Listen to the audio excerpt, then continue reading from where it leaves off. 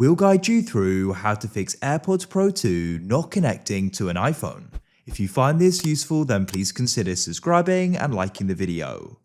This problem can be really annoying as you're then unable to go and use them. So you've got some different fixes you can try, so make sure it's this full video. First of all, we're going to come onto the iPhone. What you want to do is go and open up the settings like so, scroll down and tap General, and you want to tap Software Update. If there's any available update for your iPhone, go and do it. If you manage to do an update, see if the problem is solved. If you didn't, don't worry, let's get into the next step.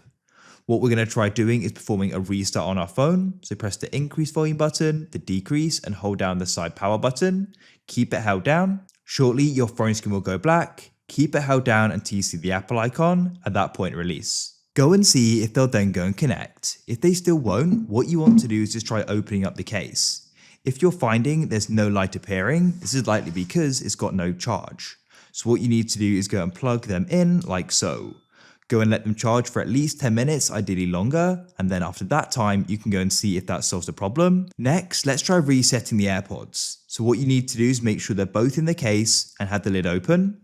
Now come onto the back and we're going to go and press and hold down the button. Now you need to go and keep this held down. When it's been reset, you'll see it flash orange and it'll beep. Keep it held down until it starts glowing white again. And you've now successfully reset them. You can then go and close them. With your iPhone on the home screen, go and open up the case and go and see if you then go and get the pop-up. If you do, then great, you can connect. If you still don't, open up your settings and come into other devices and see if you can see them there. You can see the light is flashing white there. If it isn't, just hold down the button on the back until it starts flashing white and you hear a beep, and you should then be able to go and manually connect it. If you found this useful, then leave a like.